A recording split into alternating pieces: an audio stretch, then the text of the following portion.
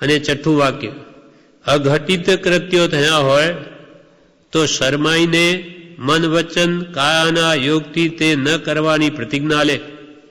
અઘટિત કાર્ય જે કરવા નહીં જોઈએ એવા કાર્યો કામો આપણાથી થઈ ગયા હોય તો પછી શરમાઈને હવે મન વચન કાયાના યોગથી તે ન કરવાની પ્રતિજ્ઞા લે.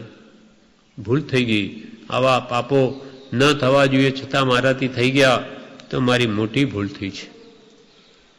તે શરમાઈને ભગવાન પાસે માફી માગી અને મન વચન કાયાના યોગથી તેવા પાપો ન કરવાની પ્રતિજ્ઞા લે તો જ ભૂતકાલ કી ક્ષમા સફળ જબ હોય ભવિષ્ય કી પ્રતિજ્ઞા. કે ભાઈ ભૂલ થઈ તે થઈ પણ ભવિષ્યમાં તો આવું પાપ નહીં કરું, તો ત્યાંથી પણ એનો કંઈ અંત આવે, પાછો હટે. અઘટિત એટલે અયોગ્ય કૃત્યો થયા હોય તો શરમાઈને મન વચન કાયાના યોગથી તે ન કરવાની પ્રતિજ્ઞા લે.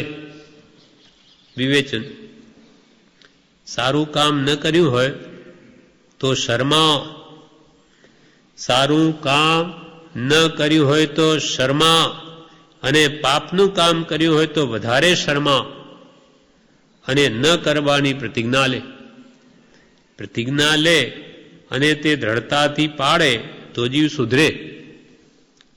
મનુષ્ય માત્ર ભૂલને પાત્ર, કોઈ ભૂલો તો માનો થઈ ગયો હોય અજ્ઞાન અવસ્થામાં, પણ એ ભૂલોને હવે ખ્યાલમાં આવવાથી એની પ્રતિજ્ઞા લે કે હવે એવી ભૂલો નહીં કરું, અને તે પાછી દ્રઢતાથી પાડે, ભવિષ્યમાં આવા પાપો ન કરે તો કે છે એ જીવ સુધરે. પ્રતિજ્ઞા લે અને તે દ્રઢતાથી પાડે તો જીવ સુધરે. નાનીનો રસ્તો આઘો નથી પણ એને દેખાતો નથી.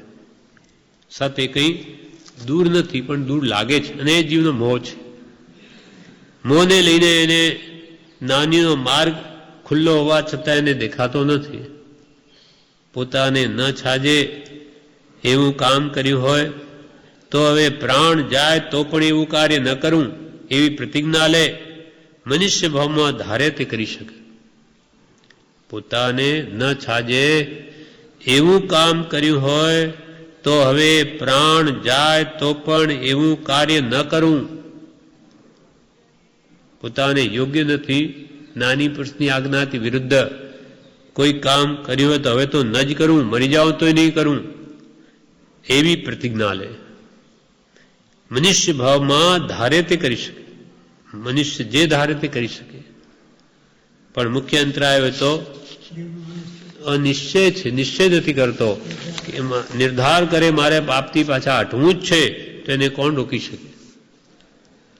છૂટવાના કામીને પરમાત્મા પણ ન બાંધી શકે, અને બંધાવાના કામીને પરમાત્મા નહીં છોડાવી શકે. જીવ સ્વતંત્ર છે, એને છૂટવું હોય તો બધા ઉપાયો છે, છૂટવું હોય નહીં તો જ્ઞાની શું કરે? અઘટિત કૃત્યો થયા હોય તો શરમાઈને મન વચન કાયાના યોગથી તે ન કરવાની પ્રતિજ્ઞા લે. હવે 7મું વાક્ય,